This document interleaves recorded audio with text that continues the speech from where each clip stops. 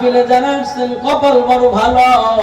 আজকের এই মাহফিল যদি জীবনের শেষ মাহফিল হয়, মাহফিলে আসছেন আল্লাহকে পাওয়া নাকি অন্য কোনো উদ্দেশ্য আছে? কাকে পাওয়া? আরো জোরে মোহাব্বতে বলেন না কাকে? ওই ভাগ্যকুলের মানুষের অন্তরে কি আমার আল্লাহর জন্য মোহাব্বত নাই? মোহাব্বতের সাথে একটা ডাক দিয়ে আমি শুনতে চাই, কাকে পাওয়ার জন্য এই ময়দানে আসছেন? কাকে? আরে সবটুকু মায়া উদ্ধার করে দিল থেকে মোহাব্বতে আমার আল্লাহকে জোরে সুরে আরো ডাক দিয়ে বলেন না আল্লাহ। এ বান্দা, যদি আল্লাহকে পাওয়া, ইলমে দ্বীন শিক্ষা করাই যদি আপনার উদ্দেশ্য হয়, মদিনার নবীর হাদিস প্রমাণ করে, নবী আমার বলেন যে বান্দা বান্দি ইলমে দ্বীন শিখার জন্য, আল্লাহকে পাওয়ার জন্য, দ্বীন বোঝার জন্য কোন পথের দিকে আগায়, আমার আল্লাহ ওই বান্দা বান্দির জন্য জান্নাতের রাস্তা সহজ করে দেয়। তাই যদি হয়, আপনারা যদি ইলমে দ্বীন শিক্ষা করার উদ্দেশ্যে এসে থাকেন, আল্লাহকে পাওয়ার উদ্দেশ্যে যদি এসে থাকেন, ভাগ্যকুলের মুসলমান, কোরআনের ছাত্র হয়ে যাওয়ার কারণে আজকের এই মাহফিলে আসা যাওয়ার পথেও যদি আপনার আমার মরণ হয়ে যায়, আপনি আমি মরতে দেরি আছি, আপনার আমার জন্য জান্নাতের রাস্তা সহজ হতে দেরি না। জান্নাত দারুল বাকা বাকৌলে রব্বে খালিদিনা ফিহা মুদ্দতে উমরে কে দর জান্নাত বাওয়াত কাইবা উকবা দাখিলে দোজখ বাওয়াত। আওয়াজ করে মোহাব্বতে বলা যাবে কি আল্লাহু আকবার? এতগুলো মুসলমানের আওয়াজ এত ছোট হতে পারে না, এত আস্তে মুসলমানের আওয়াজ হতে পারে না। আজ ময়দানের ভিতরে মুসলমানরা আওয়াজ দেয় না, আল্লাহু আকবার দিতে ভয় পায়, জিহাদ জিহাদ জিহাদ চাই স্লোগান দিতে লজ্জা পায়, ভয় পায়।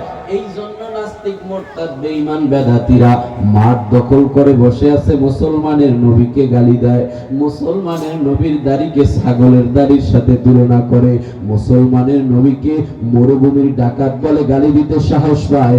ওই যে ইন্ডিয়ার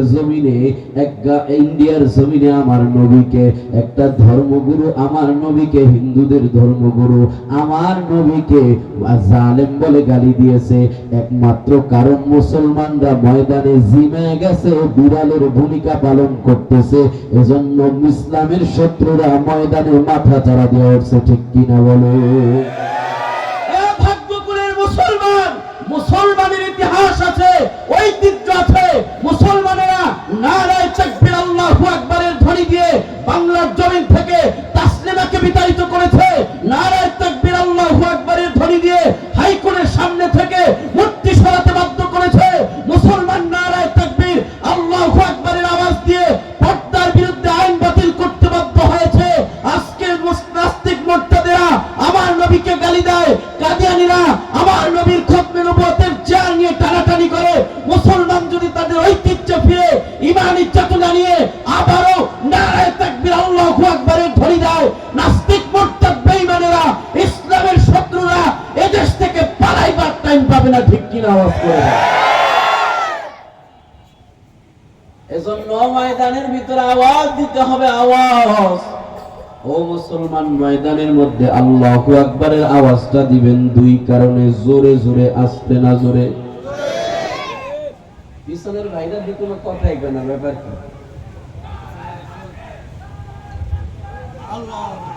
পিছনের ভাইরা চিন্তা করছে ঝড় তুফান যা যায় সামনে দিয়েই যায়। জোরে জোরে তাকবীরের আওয়াজ দিতে হবে, আওয়াজ। দুই কারণে জোরে জোরে তাকবীরের আওয়াজ জোরে দিবেন। কয় কারণে? আরো জোরে বলেন না, কয় কারণে?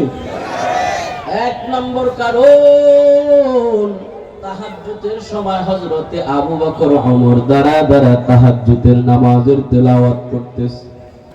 নবী আমার সাহাবীদের অবস্থাটা ঘুরে ঘুরে দেখতেছে, কি অবস্থা, কে কি করে। তাকায় দেখে তাহাজ্জুদের নামাজের ভিতরে আবু বকরের তিলাওয়াত, তাহাজ্জুদের নামাজের ভিতরে হযরতে ওমরের তেলাওয়াত, দুইজনেই তাহাজ্জুদের নামাজ পড়তেছে।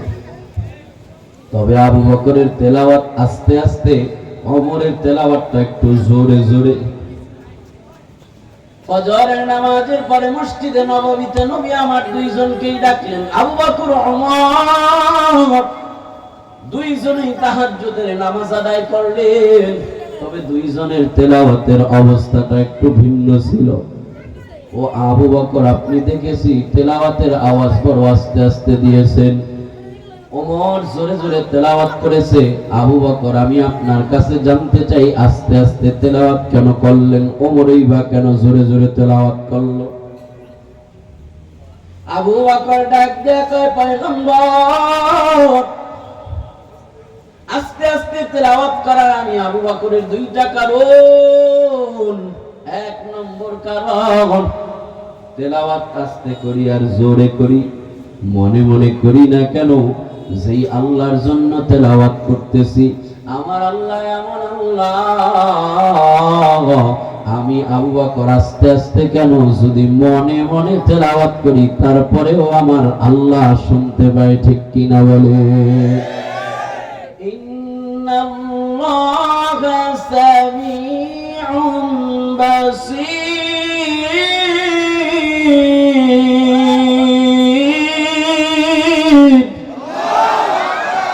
ও বান্দা, রাতের বেলা খাতা কম্বলের ভিতরে কানের মধ্যে ইয়ারফোন লাগা গান শুনুরে যুবক, দুনিয়ার কেউ না ডাকলেও একজন যিনি দেখে তিনি কে?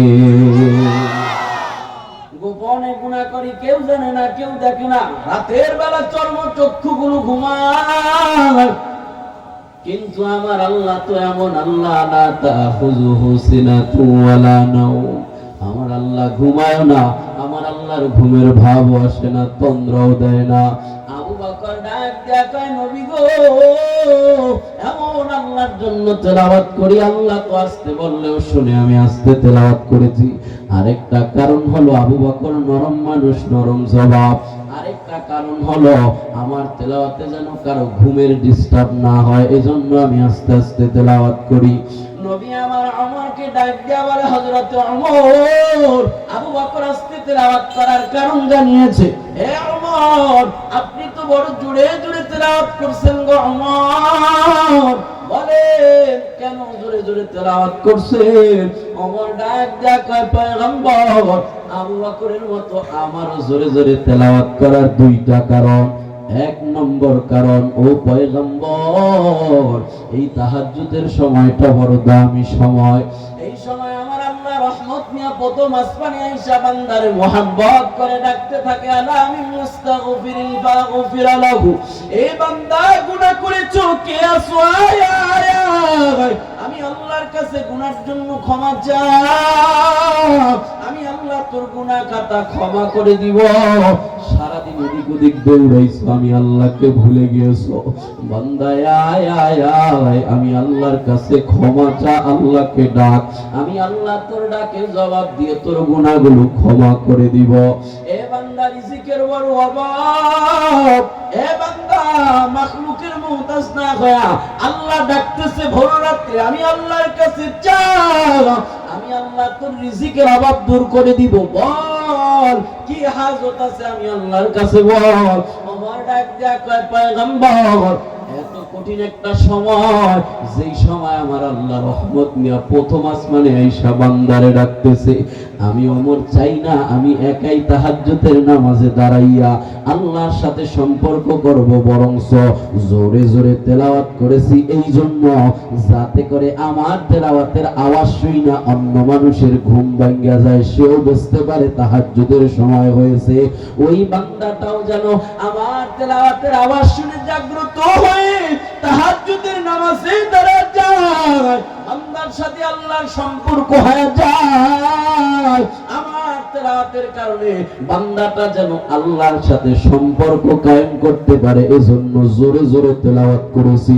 ভাগ্যকুলের মুসলমান, আপনারাও মাঠে ময়দানে বসে বসে আল্লাহু আকবারের আওয়াজ এক নম্বর কারণে ওমরের মতো জোরে দিবেন, যাতে করে আপনাদের আওয়াজ শোনার কারণে অন্য মানুষের কানে এই আল্লাহু আকবারের আওয়াজটা পৌঁছায়া তারাও যেন অনুপ্রাণিত হয়ে আস্তে আজকের এই মাহফিলে আইসা হেদায়েতের মালা গলায় পরে বাড়িতে যায়, তাহলে ওই বান্দার সওয়াবটাও আপনার নেক আমলে আপনার আমল নামায় চলে আসবে। সুবহানাল্লাহ। এক নম্বর কারণ, ওমর ডাক দেয়া কয়, পয়গম্বর আমি ওমরের জোরে জোরে তিলাওয়াত করার 2 নম্বর কারণ, আমার চতুর্পাশে মানুষকে ধোঁকা দেওয়ার জন্য শয়তান মিস্টার ইবলিস আছে না নাই? আল্লাহ পাক কোরআনে জানায় দেয়, মানুষের ডানে বামে সামনে পিছনে চতুর্দিক থেকে মানুষকে ধোঁকা দেওয়ার জন্য শয়তান আল্লাহর সাথে চ্যালেঞ্জ করেছে। ওমর ডাক দেয়া কয়, পয়গম্বর আমি জানি আমারও চতুর্পাশে শয়তান আসতে পারে, আমারও ধোঁকা দিতে পারে, এজন্য আমি জোরে জোরে তেলাওয়াতের আওয়াজ দিতেছি, যাতে করে তেলাওয়াতের আওয়াজ যায় যত দূর, শয়তানও ভেগে যায় তত দূর। আমি ওমর তেলাওয়াতের আওয়াজটা জোরে জোরে দেওয়ার 2 নম্বর কারণ, আমি ওমরের তেলাওয়াতে যেন শয়তান ভেগে যায়। ও ভাগ্যকুলের মুসলমান যুবক বৃদ্ধ আমার বাবা, আপনাদের কাছে জানতে চাই, আমাদের চতুর্পাশে শুধু ইবলিস শয়তান না, আমাদের সমাজের বাঁকে বাঁকে থাকা কিছু কোরআনের শত্রু, ইসলামের শত্রু, আলেম ওলামার শত্রু কিছু মানুষ শয়তানও আছে না না? আমাদের জোরে জোরে ওমরের মতো তিলাওয়াতের মতো জোরে জোরে আমাদের তাকবীর দিতে হবে 2 নম্বর কারণ, যাতে করে আমাদের তাকবীরের আওয়াজে শুধু ইবলিস শয়তান নয়, কোরআনের শত্রু, ইসলামের শত্রু, মুসলমানের শত্রু, মসজিদ মাদ্রাসার শত্রু, আলেম ওলামার শত্রু তাকবীরের আওয়াজে তাদের অন্তরের ভিতরে যেন কম্পন সৃষ্টি হয়, তারাও যেন এলাকা ছেড়ে ভেগে যাইতে বাধ্য হয়। এজন্য জোরে জোরে আওয়াজ দিতে রাজি আছি না নাই?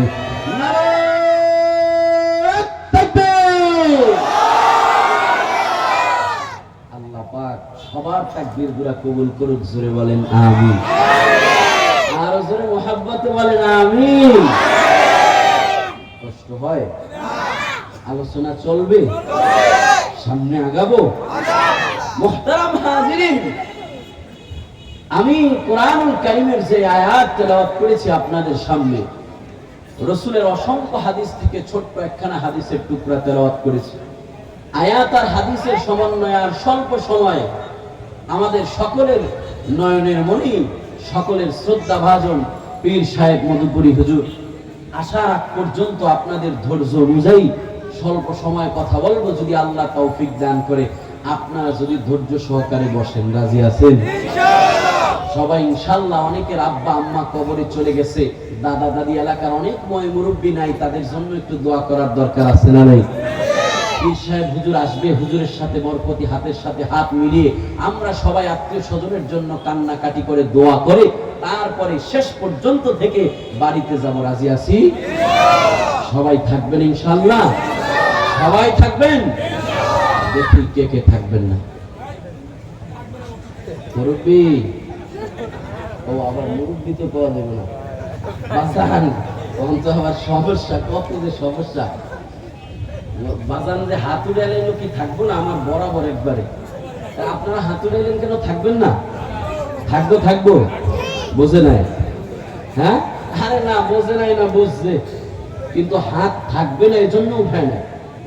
এই ময়দানের ভিতরে থাকার আগ্রহ এই কয়জনের সবচাইতে বেশি, এই জন্য জোশের ঠেলায় হাত উঠেছে। চিন্তা করে হুজুরে কি আর খারাপ কিছু করবেন? কথা কয় না। জোশের লগে হুশো তো ঠিক রাখতে হইব। বেশি আদর করে বউরে যদি আবার মা কয়া না, সমস্যা আছে না নাই? থাকবেন ইনশাআল্লাহ? থাকবেন? কে থাকবেন? দু হাত তুলে আল্লাহকে দেখান। নারায়ে তাকবীর, নারায়ে তাকবীর। দিন ইসলাম, দিন ইসলাম জিন্দাবাদ। আল কোরআনের আলো, কোরআন হাদিস যেখানে, আমরা আছি সেখানে। আলেম ওলামা যেখানে, আমরা আছি সেখানে। মসজিদ মাদ্রাসা যেখানে, আমরা আছি সেখানে। ওয়াজ মাহফিল যেখানে, আমরা আছি সেখানে। গান বাজনা যেখানে, আমরা আছি সেখানে। মাশাআল্লাহ, আপনি তো ভালো সালাক। শুরুতে যেমন সালামের উত্তর দেন নাই, আমি তো মনে মনে কই কোন পেজ জানি যে ওয়াজের মধ্যে লাগায়। বন্দি না যাতে মাথা লইল তালে পুরা ঠিক আছে। এই গান বাজনা যেখানে হয় ওখানে কোনো মুসলমান যাইতে পারে? যেগুলো যায় এগুলো কি আসল মুসলমান? না কয়ে না। এরপরে মাঠে মুফতি মমতাজরে আনেন, ওরে আল্লাহ, দেখবেন যে টাকা দিয়েও টিকিট পাওয়া যায় না। কথা কয় না? সারা রাত কানের মধ্যে তাবিজ দুইটা দিয়া, ইয়ারফোন আছে না, একেবারে সামনে নিয়ে সারা রাত কাটায় দিতে পারবো। ওয়াজ মাহফিলে এসে 2-1 ঘন্টা সময় দিতে পারে না, এরকম পোড়া কপাইল্লা মুসলমান আছে না? ওয়াজ মাহফিল হইলে কোথাও যাইতে চায় না সে থায় মন, রাত জাগিয়া দেখতে পারে হিন্দি সিনেমার নাচন। ঠিক না? 2 আঙ্গুলের চিপায় আবার বিড়ি মারে টান, আছে না নাই?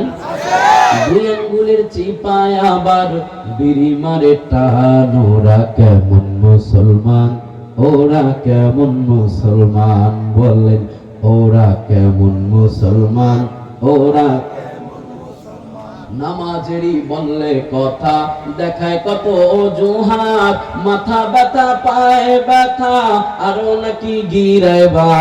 ঠিক না? রুকু সেজদা করলে নাকি মাজায় লাগে টান। ওরা কেমন মুসলমান, ওরা কেমন মুসলমান, ওরা কেমন মুসলমান, ওরা নামে মুসলমান। ঠিক কিনা বলে? অভাগ্য কুলের মুসলমান। আয়াতে কারিমার ভিতরে আল্লাহ পাক আপনাকে আমাকে জানা দেয়, কুল ইন কুনতুম তুহিব্বুনাল্লাহ। নবীকে উদ্দেশ্য করে আমার আল্লাহ বলেন, ও পয়গম্বর, দুনিয়ার মানুষের আপনি জানা দেন, ইন কুনতুম তুহিব্বুনাল্লাহ, দুনিয়ার মানুষেরা যদি আমি আল্লাহকে পেতে চাই, আমি আল্লাহকে ভালোবাসতে চাই, দুনিয়ার মানুষেরা যদি আমি আল্লাহকে ভালোবাসতে চাই, কাকে? আরো জোরে বলেন না, কাকে? আল্লাহকে পাওয়া, আল্লাহকে ভালোবাসা ছাড়া মুসলমানের কোনো উপায় নাই। কারণ মুসলমান দুনিয়াতে বড় ভাইয়ের পাওয়ার দেখায় চললেও কবরে আর কোনো বড় ভাইয়ের পাওয়ার চলবে না। ঠিক কিনা বলে? এই মিয়া, কবরের মধ্যে কোনো বড় ভাইয়ের পাওয়ার চলবে না। আল্লাহ বলে, হাত্তা সুরতুমুল মাকাবির, দলের পাওয়ার, বড় ভাইয়ের পাওয়ার, টাকা পয়সার পাওয়ার, সন্তানের পাওয়ার, বান্দা তোমার যত পাওয়ার আছে সব পাওয়ার কিন্তু কবরস্থান পর্যন্ত শেষ। ওই কবরস্থানের ভিতরে, কবরের মধ্যে আর কোনো পাওয়ার চলবে না। আল্লাহ পাকের ফেরেশতা প্রশ্ন করবে, বলো মান রব্বুকা, রবের পরিচয় দাও। ওই সময়ে যদি আপনি বলেন আমি কিন্তু এই শ্রীনগরের আসনের এমপি, নামইব এমপির চাচতো ভাই, বড় ভাইয়ের ছোট ভাই হবে? দুনিয়ার মধ্যে কত বাটপারি সিটারি করে কত মানুষ চলে, পুঁজি নাই, কোনো পুঁজি নাই, বাজারে যায় খালি গরুটারে কয়েকটা থাবর দিয়া মালিকের হাতের কোন রশি ডাইন না দালালি করে শেষ। আছে না নাই? এগুলা কবরে চলবো? এক বাটপারে কয় আমি কবরে যাই, ও ফেরেশতার লগে চালাকি করি। ভাই কেমনে? কয় বইলা দিছি পোলা পাইন রে, মরণের সময় আমারে নতুন কাপড়ের কাপড় পেছায় মারি দিবি না, পুরান কাপড়ের কাপড় পেছায় মারি দিবি, যাতে ফেরেশতা মনে করে এটার সোয়াল জবাব শেষ। কি ফেরেশতা কি এমন মনে করার সম্ভাবনা আছে? ভাগ্যকুল শ্রীনগরের মুসলমান যুবক, বৃদ্ধ আমার বাবা, পর্দার আড়ালের মা আমার বোন, অন্ধকার কবরে কাকে আপনি আপন হিসাবে পাবেন না? একজন যিনি আপন হতে পারে, তিনি কে? যেই জায়গায় কোনো পরিচয় চলবে না, কোনো পাওয়ার চলবে না, আর আপনার বাঁচার কোনো একজন ছাড়া কোনো উপায় নাই, তিনি হলো আমার আল্লাহ। এই জন্য সে আল্লাহ দুনিয়ার মানুষের আগে থাকতেই সতর্ক করে জানা দেয়, ও নবী, দুনিয়ার মানুষের আপনি জানা দেন, ইন কুনতুম তুহিব্বুনাল্লাহ, যেই আমি আল্লাহ ছাড়া কবরে আর কেউ বাঁচাতে পারবে না, অতএব আমি আল্লাহ ছাড়া মুসলমানের বাঁচার কোনো উপায় নাই। আমি আল্লাহকে লাগবেই লাগবে। আমি আল্লাহকে যদি মুসলমানেরা পেতে চায় তাহলে আল্লাহকে মোহাব্বত করতে হবে, ভালোবাসতে হবে। ও নবী, দুনিয়ার মানুষেরা আপনি জানায়া দেন, দুনিয়ার মানুষেরা যদি আমি আল্লাহকে ভালোবাসতে চায়, কেমনে ভালোবাসবে? আমি আল্লাহকে দেখা যায় না, ধরা যায় না, ছোঁয়া যায় না, তাহলে ভালোবাসবে কেমনে? দুনিয়ার মানুষের সামনে আপনি মডেল আপনি তৈরি করে দেন। দুনিয়ার মানুষের বলে আমি আল্লাহকে যদি পেতে চাই, ভালোবাসতে চাই, তাহলে একটাই পথ, ইন কুনতুম তুহিব্বুনাল্লাহ ফাত্তাবিউনি। মানুষের বলেন আমি আল্লাহকে ভালোবাসতে হলে আপনি নবীর যেন, মুসলমানেরা আপনি নবীর যেন অনুসরণ করে। সুবহানাল্লাহ। আল্লাহকে পাওয়া আর আল্লাহকে ভালোবাসতে হলে একটাই পথ, সেটা হলো কার অনুসরণ? নবীর। কার? ফাত্তাবিউনি।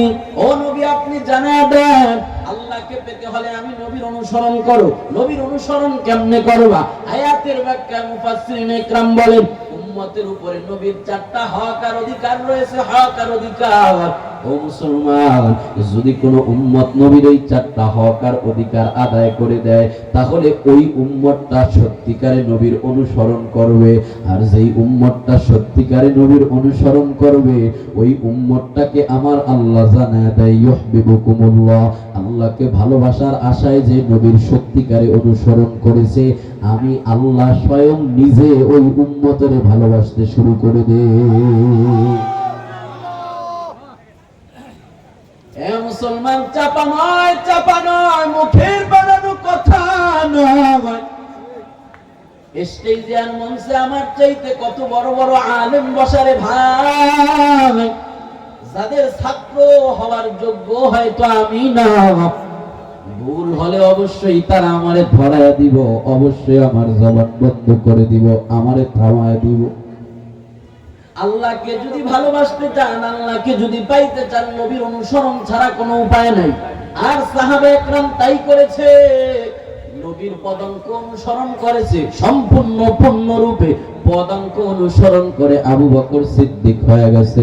ওমর ইবনে খাত্তাব কত বড় আল্লাহওয়ালা, কত বড় পেয়ারা হয়ে গেছে, যার শানে আমার আল্লাহ নবীকে জানায় দেয়। নবী আমার বলেন লাউ কানা বাদি নবিয়ান লাকানা উমর। আমার পরে যদি কেউ নবী হইতো, তাহলে আল্লাহ আর কাউরে নবী বানাইতো না, বানাইতো হযরতে ওমরকে। সুবহানাল্লাহ। মক্কার জমিনের একটা রাখাল ছিল হযরতে ওমর। ওই রাখালের জিন্দেগি থেকে এত বড় মর্যাদা পাইলো যে আল্লাহর নবীর পরে যদি আল্লাহ কাউকে নবী বানাইতো, তাহলে ওমরকে বানাইতো। আবু বকর সিদ্দিক এত বড় মর্যাদা সম্পন্ন হয়ে গেছে, দুনিয়াতে জান্নাতের পদমর্যাদা পাওয়া গেছে। ওসমান, আলী, হযরতে সাহাবা একরাম এক একজন দুনিয়াতে থাইকাই নবীর অনুসরণ করে আল্লাহকে পায়া দুনিয়া থেকে জান্নাতের সার্টিফিকেট লয়ে গেছে। অভাগ্যকুলের মুসলমান, তাহলে আল্লাহকে পাওয়ার জন্য একটাই পথ, একটাই মত, সেটা হলো নবীর পূর্ণাঙ্গ অনুসরণ। আর নবীর পূর্ণাঙ্গ অনুসরণ করতে হলে আপনাকে নবীর 4টা অধিকার আদায় করতে হবে। কয়টা? আরো জোরে বলেন না, কয়টা? 4 অধিকারের 1 নম্বর অধিকার হলো আল ঈমানু আলান নবী, নবীর উপরে ঈমান আনা। নবীর উপরে ঈমান আনা ছাড়া কেউ মুমিন হতে পারবে না। কেমন ঈমান আনবো? যে আল্লাহ এক, আল্লাহ ছাড়া কোনো মাবুদ নাই, নবী আমার আল্লাহর পক্ষ থেকে প্রেরিত নবী এবং রাসূল। এবং শুধু নবী নয়, নবী আমার আল্লাহর পক্ষ থেকে যেমন নবী, আবার শেষ নবী। ঠিক কিনা বলো? এমন ঈমান আনতে হবে যে নবী আমার আল্লাহর পক্ষ থেকে প্রেরিত নবী, এবং নবী শেষ নবী, নবীর পরে আর কোন নবী আছে নাকি? আছে নাকি? তাইলে যারা দাবি করে নবীর পরে কোন নবী দাবি করে, আছে না নাই? আছে। কথা কন না কেন? মির্জা গোলাম আহমদ কাদিয়ানী নবীর পরে নবী দাবি করছে, তাহলে সে সত্য নবী না মিথ্যা নবী? আরে নবী না ভণ্ড। ঠিক কি না বলেন? এখন যদি বাংলাদেশে কেউ তার অনুসরণ করে আর তাকে নবী মানে, আর জান্নাত পাইতে চায়, আল্লাহকে পাইতে চায়, সম্ভব নেই। ধরে বলেন না কেন? তাহলে নবীর পরে নবী নাই, এটাই ফাইনাল কথা। এই কথাটা শুধু আমাদের জবানে প্রাণে মনে থাকবে না সংসদ পর্যন্ত যাওয়া দরকার। তাহলে দাবি হবে নবীর পরে নবী নাই, এই কয়েকজনই চায়, আর কেউ চায় না। নবীর পরে নবী নাই, আরো জোরে বলেন নবীর পরে নবী নাই। ভাগ্যকুলের মুসলমান নবীর প্রেম আর ভালোবাসা নিয়ে উজ্জীবিত হন। নবীর খতমে নবুয়তের চেয়ার নিয়ে যারা টানাটানি করতেছে, এই কাদিয়ানীদেরকে বাংলার জমিনে কাফের ঘোষণা করার জন্য রাষ্ট্রীয়ভাবে আল্লামা আব্দুল হামিদ পীর সাহেব মধুপুরীর নেতৃত্বে যদি আন্দোলন গড়ে তুলতে হয়, সে আন্দোলনে আমাদেরকে যদি মিছিল মিটিংয়ে যেতে হয়, যদি সেখানে আমাদেরকে রক্ত দিতে হয়, ঘাম দিতে হয়, শ্রম দিতে হয়, যদি প্রয়োজনে সন্তানদেরকে এতিম করতে হয়, যদি স্ত্রীদেরকে বিধবা করতে হয়, নিজের জানটাকে যদি বিলিয়ে দিতে হয়, কারা কারা রাজি আছে? দুহাত তুলে আল্লাহকে দেখান। আল্লাহ কবুল করুক, জোরে বলেন আমিন। আরো জোরে মুহাব্বতে বলেন আমিন। এই আন্দোলনে শরীক হতে রাজি আছেন তো ইনশাআল্লাহ? তাহলে নবীর এক নম্বর অধিকার আর হক হলো নবীর প্রতি ঈমান আনতে হবে। নবী আল্লাহর পক্ষ থেকে নবী, নবী শেষ নবী। তাহলে যারা নবীকে নবী মানে তবে শেষ নবী মানে না, ওটাও মুমিন হতে পারে না, ঠিক কিনা? সংক্ষেপে দুই নম্বর নবীর অধিকার হলো মুহাব্বত করা। কি করা? নবীকে মুহাব্বত করা। কারণ ঈমান এমন এক জিনিস, যেই জিনিসটা যার প্রতি ঈমান আনছেন তার মুহাব্বত ছাড়া সেটা পূর্ণ পায় না, পূর্ণ হয় না। এজন্য নবী আমার জানা দেয়, লা ইউমিনু আহাদুকুম হাত্তা আকুনা আহাব্বা ইলাইহি মিন ওয়ালিদিহি ওয়া ওয়ালাদিহি ওয়ান নাসি আজমাইন। এ উম্মতেরা ভালো করে শুনে রাখো রে উম্মত, মুমিন খালি দাবি করলেই হবে না। যেই উম্মতটা আল্লাহর নবীকে তার জীবন থেকে তার সমস্ত আত্মীয় স্বজন, মা বাবা, ভাই বোন, সমস্ত মানুষের চাইতে বেশি মুহাব্বত আর ভালো না বাসবে, ওই বান্দাটা পূর্ণ ঈমানদার হতে পারবে না। তাহলে আমার কাছে মুহাব্বতের ক্ষেত্রে আমার নেতার চাইতে আমার নবী বড়, আমার মায়ের চাইতে আমার নবী বড়, আমার বাবার চাইতে আমার নবী বড়। কথা বলেন ঠিক কিনা? যদি তাই হয়, এই ভাগ্যকুল বাজারে দাঁড়ায়া যদি কোনো যুবক আপনার মারে গালি দেয়, কি করবেন? হ্যাঁ, মার দিবেন? আপনার বাবারে গালি দেয়, মার দিবেন? যদি আপনার নবীরে গালি দেয়, মার দিবেন? তাহলে কই কত নাস্তিকেরা মুরতাদেরা আমার নবীরে গালি দিতেছে, কই দেখি না? দিক কারণ মারতে এই শ্রীনগরে একবার আন্দোলন, শ্রীনগর স্টেডিয়াম মাঠে, হ্যাঁ আন্দোলন হয়েছিল। ওই সময় মধুপুর মাদ্রাসায় আমি পড়ি, ওই আন্দোলনে শরীক হয়েছিলাম। এই মুন্সিগঞ্জ বিক্রমপুর বাসীর কপাল বড় ভালো, আল্লাহ পাক আপনাদেরকে একজন আব্দুল হামিদ পীর সাহেব মধুপুরীর মতো যোগ্য রাহবার আর যোগ্য একজন অভিভাবক দিয়া দিছে, যে বাতিলের মোকাবেলায় সব সময় সোচ্চার এবং বাতিলের জম ঠিক কিনা বলে। এমন আল্লাহর ওলি পাওয়া এটা ভাগ্যের ব্যাপার, কপালের ব্যাপার, শুকরিয়া আদায় করে শেষ করা যাবে না, ঠিক কিনা? এই শ্রীনগর মানুষের যদি কেউ ভুল বুঝায় ঈমানের পথ থেকে সরাইতে চায়, খবরটা যদি ওই মধুপুরের আব্দুল হামিদ পীর সাহেব মধুপুরের কানে যায়, আমার মনে হয় একটা সেকেন্ডও বসে থাকবে না, কর্মী নিয়ে তাড়াতাড়ি দৌড়ে আসবে ওই বাতিলের বিরুদ্ধে মোকাবেলা করার জন্য, ঠিক কিনা বলে? অসংখ্য প্রমাণ রয়েছে, শুধু এই বিক্রমপুর নয়, ওই সুদূর পটুয়াখালী পর্যন্ত বাতিলদেরকে শায়েস্তা করার জন্য আব্দুল হামিদ পীর সাহেব মধুপুরী সংগ্রাম করেছে, ঠিক কিনা? আওয়াজ করে আল্লাহ, ও দয়ার মালিক, দোয়া করি আল্লাহ হাজার বছর বছর এমন 1000 বছর হায়াত দান করেন, যে 1000 বছরের প্রতিটা দিন হবে 1000 বছরের মতো। এমন হায়াত আপনি আমাদের মুরব্বী আব্দুল হামিদ পীর সাহেব মধুপুরী হুজুরকে দান করেন। একটা জবানও বন্ধ রাখবেন না, মুহাব্বতে আওয়াজ করে বলেন আমিন। আপনার বাবারে গালি দিলে যদি আপনি বলেন তারে মারা পালামো, তারে কাটমো, তারে ধরমু, ও মুসলমান, নবীর 2 নম্বর হক আর অধিকার হলো নবীকে সবচাইতে বেশি মোহাব্বত করবে। তার মানে আপনার বাবাকে গালি দিলে আপনি যতটা রাগ হন, নবীকে গালি দিলে তার চাইতে বেশি রাগ হয়ে যাবেন। আপনার বাবাকে, আপনার মাকে গালি দিলে যতটা আপনি রেগে যান, আপনার নবীকে গালি দিলে, আপনার নবীর শান আর মান নিয়ে কেউ কটূক্তি করলে তার চাইতে বেশি আপনাকে রাখতে হবে, প্রতিবাদ করতে হবে, প্রয়োজনে জীবন দিতে হবে। তাহলেই আপনি নবীর মোহাব্বতের দাবিদার, ঠিক কিনা? সাহাবা একরাম নমুনা দেখায় দিছে। আবু বকর, ওমর নবীকে জান প্রাণ দিয়া ভালোবাসছে, আর একজন মহিলা আমার নবীকে এত ভালোবেসেছে।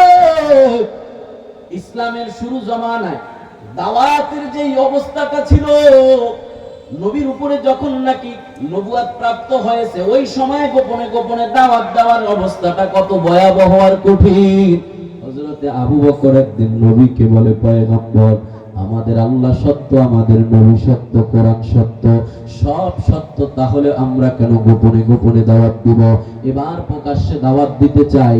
আবু বকর রাদিয়াল্লাহু তাআলা আনহু নবীকে বারবার পিরাপিরি করতে লাগলো। নবী তারপরে অনুমতি দিল, যাও। ইসলামের প্রথম খতিব, ইসলামের প্রথম বক্তা আবু বকর রাদিয়াল্লাহু তাআলা আনহু কাবার প্রান্তরে দাঁড়াইয়া এক কালিমার দাওয়াত দিতে শুরু করেছে।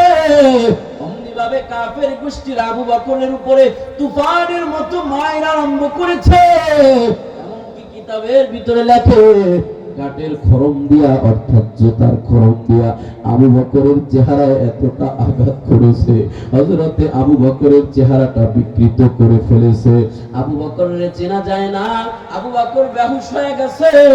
আবু বকরের গোষ্ঠীর লোকেরা দাঁড়ায় গেছে, সাবধান সাবধান, যেহেতু আবু বকর ইসলাম গ্রহণ করার পূর্বে একজন সম্ভ্রান্ত লোক ছিল, এজন্য আবু বকরের গোষ্ঠীর লোকেরা দাঁড়ায় গেছে, সাবধান, আমাদের আবু বকরের কিছু হলে তোমাদেরকে ছাড়বো না। আবু বকর বেহুশ হয়ে গেছে মায়ের খেতে খেতে। আবু বকরকে চেনা যায় না। আবু বকরের গোষ্ঠীর লোক সহ আবু বকরের আম্মা উম্মুল খায়র আসছে। আবু বকরের নাকে মুখে পানি ছিটা দিয়া, মাথায় তেল দিয়ে একটু হুঁশ ফিরানো হইল। হুঁশ ফিরায় জিগা, আবু বকর, মক্কার এই কুরাইশের লোকেরা, বনু হাশিমের লোকেরা এত পরিমাণ তোমাকে মেরেছে রে আবু বকর, আমাদের এটা সহ্য হয় না। ও আবু বকর, বলো তোমার এখন অবস্থাটা কি, তুমি কেমন আছো? আবু বকর সর্বপ্রথম জবান দিয়ে প্রশ্ন করতেছে, আমি আবু বকরের কথা জিগায়ও না, বলো আমার প্রাণের নবী কেমন আছে? আবু বকরের গোষ্ঠীর লোকেরা রেগে গেল, যেই লোকটার জন্য এতক্ষণ পর্যন্ত তুমি মায়ের খেয়েছো আবু বকর, আবার হুঁশ ফিরানোর পরে তার কথাই তুমি জিগাইতেছো রে আবু বকর। বংশের লোকেরা রাগান্বিত হয়, আবু বকরের ছাইরা গেছে, কিন্তু মা তো মা সন্তানের ফালায় দিতে পারে না। মার সন্তান যদি ল্যাংড়া খোরা কানাও হয়, তারপর ওই সন্তানটাও মার কাছে 7 রাজার ধন, ঠিক কিনা বলে? সন্তানের জন্য মায়ের বড় মায়া। ওই মা আবু বকরকে ডেকে বলে, আবু বকর, যার জন্য এত মায়ের খেয়েছো তাকে ভুলে যাও, চলো কিছুটা খেয়ে তোমার ক্ষুধা নিবারণ করো। আবু বকর ডাক দিয়া কয়, আম্মা জান, না না না, আমি আবু বকরের জবান দিয়ে, মুখ দিয়ে, হুলকুম দিয়ে, মুখ দিয়ে একটা দানাও ঢুকবে না যতক্ষণ পর্যন্ত আমি আবু বকর 2 চোখে আমার পয়গম্বররে না দেখবো। মায়ের কথাও তোয়াক্কা করে না, কারণ আবু বকরের দিলে মায়ের চাইতে আল্লাহর নবীর মুহাব্বত বেশি। আবু বকর ডাক দিয়া কয়, আম্মা জান, আমার নবী কোথায়? আমার নবী একটু দেখতে চাই। আমার পেটে যতই ক্ষুধা থাকুক না কেন আম্মা জান, আমার পয়গম্বররে দেখলে আমার আর কোনো ক্ষুধা লাগবে না। আবু বকরের আম্মা উম্মুল খায়ের বলেন, আমি কেমনে জানবো তোমার নবী মুহাম্মদ কোথায়? অতবার সাহাবায়ে কেরামদের সাহায্যে আবু বকর রে নবীর কাছে নিয়ে যাওয়া হয়। আবু বকর এত মায়ের খাওয়ার পর আমার নবীর চেহারা দেখা মুস্কি হাসে আর কয়, পয়গম্বর আপনি কেমন আছেন গো পয়গম্বর? আমার নবী আবু বকরের চেহারার দিকে তাকাইয়া চোখের পানি সারে আর বলে, মানুষগুলো এত নিষ্ঠুর, আবু বকরের মতো সম্ভ্রান্ত একটা লোককে এত পরিমাণ মারল, চেহারাটা পর্যন্ত বিকৃত করে ফেলেছে, এমন মার আবু বকরের মারছে। আমার নবী আবু বকরের দেখা চোখের পানি ফালায়া দিছে। আবু বকর নিজের জানের চাইতে মা বাবার চাইতে বেশি আমার নবীরে ভালোবাসছে। আল্লাহ পাক এত মর্যাদা দান করেছে, নবীর পরে সমস্ত উম্মতের মধ্যে সর্বপ্রথম জান্নাতে যাবেন হযরতে আবু বকর। সুবহানাল্লাহ। ওমরের কত দাম, ওমরের কত দাম, ওসমান আলী রাদিয়াল্লাহু তাআলা আনহুর কত দাম। এ মুসলমান, মনে মনে ভাববেন, হুজুর আবু বকর নবীর সান্নিধ্যে থাইকা আবু বকর তো নবীরে পায়া গেছে, আবু বকর জান্নাতি হয়ে গেছে। ওমর তো নবীর সান্নিধ্যে থাইকা নবীরে পাইছে, নবীরে দেখছে, কলিজা জুড়ায় নিছে। আমরা এত 1400 বছর 1500 বছর পরে আইসা আমরা এই ভাগ্যকুলের মুসলমান নবীরে পাইলাম না, নবীরেও দেখলাম না। দেখার জন্য মনের ভিতরে কত আশা আছে না না। মদিনা নাম কত মধু,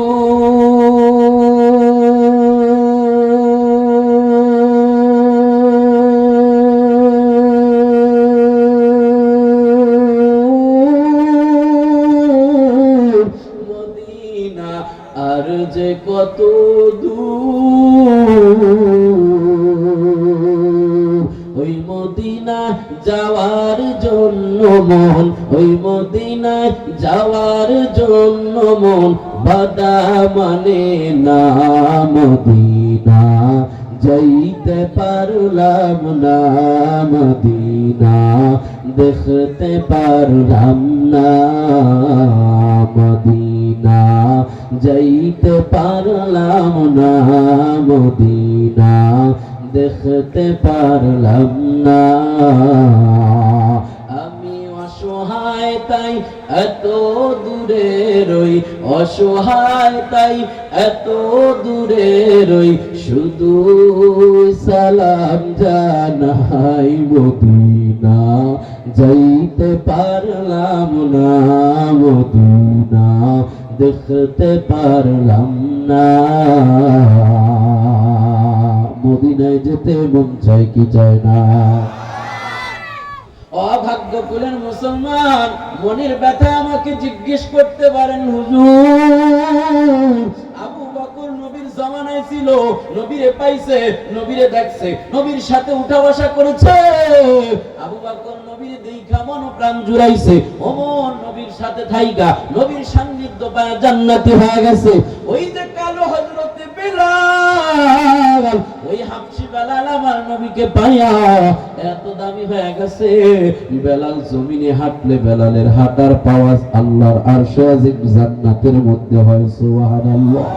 আপনি বলতে পারেন, হুজুর হাবশীর বেলালও আমার নবীর জামানা পায়, নবীর পায় বড় ধন্য হয়ে গেছে।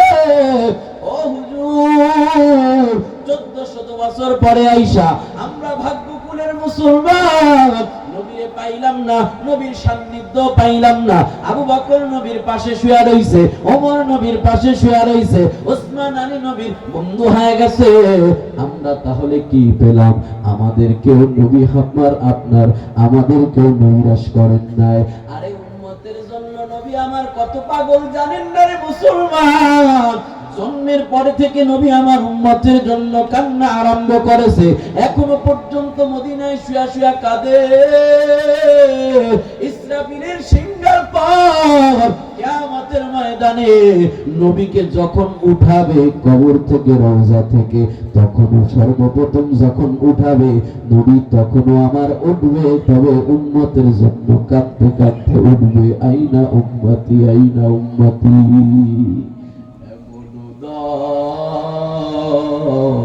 রদিন জন্মিল উম্মতি উম্মতি বলে কান্দিল, উম্মতি উম্মতি বলে কান্দিল, উম্মতি উম্মতি বলে কান্দিয়া এখনো কাঁদেন মদিনাতে শুয়া।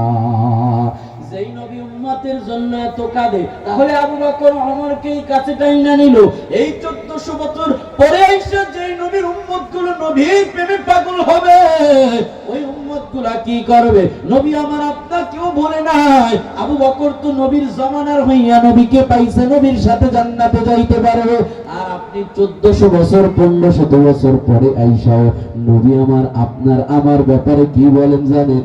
নবী আমার বলে, মান আহাব্বা সুন্নতি ফাকাদ আহাব্বানি ওয়া মান আহাব্বানি কানা মাই ফিল জান্নাহ। নবী আমার কি বলে জানো? ভাগ্যকুলের নবী প্রেমিকরা শুনো, নবী আমার বলে 1400 বছর পরে 1500 বছর পরে ভাগ্যকুলের মুসলমান আয়েশা নবীর ভালোবাসা আবু বকরের মতো জান্নাতি হতে পারবে না, হয় না। আমি নবীরে পাই নাই, কিন্তু আমার নবীর সুন্নতের পাইছে, ওই সুন্নতটারই মহব্বত করেছে, ওটাকেই নবীর মতো ভালোবেসেছে। নবী বলে, মান আহাব্বা সুন্নতি ফাকাদ আহাব্বানি। 1500 বছর পরে আয়েশা যারা আমি নবীর সুন্নত পায়া ওই সুন্নতের মহব্বত করেছে, সে যেন আমি নবীকেই মহব্বত করেছে। আর 1500 বছর পরে আয়েশা আমি নবীর সুন্নতের মহব্বতের মাধ্যমে যারা আমাকে মহব্বত করেছে, আবু বকর ওমরের মতো তারাও আমার সাথে কানা মাই ফিল জান্নাহ, জান্নাতে থাকবে। আল্লাহু আকবার, আওয়াজ করে বলেন আল্লাহ। নবী আমার আপনার আমার জন্য কত পাগল। তাহলে 2 নম্বর অধিকার হলো নবীর মহব্বত। ওই নবীর মহব্বতে আপনি নবীর সাথে জান্নাতে যেতে পারবেন। 3 নম্বর অধিকার হলো নবীর অনুসরণ, যেটা আল্লাহ পাক কোরআনে বলেছে, ফাত্তাবিউনি। ও মুসলমানগো, আপনার ভিতরে নবীর অনুসরণ থাকলে বোঝা যাবে আপনি নবীর মহব্বত করেন। এখন দুনিয়াতে দেখা যায় অনেকেই নবীর মহব্বতের দাবি করে, কিন্তু আমার নবীর কোনো অনুসরণ তার ভিতরে পাওয়া যায় না। বোঝা গেছে নবীর অনুসরণ নাই যার মধ্যে, মহব্বত নাই তার মধ্যে। অনুসরণ আছে যার মধ্যে, মহব্বত আছে তার মধ্যে। যার ভিতরে পাওয়া যাবে নবীর অনুসরণ, তার ভিতরে আছে নবীর মহব্বত। আর যার ভিতরে নবীর মহব্বত যত বেশি, তার ঈমান তত বেশি। যে যত বেশি ঈমানদার, সে তত বেশি নবীর পাশাপাশি জান্নাতে থাকবে। সুবহানাল্লাহ, নারায়ে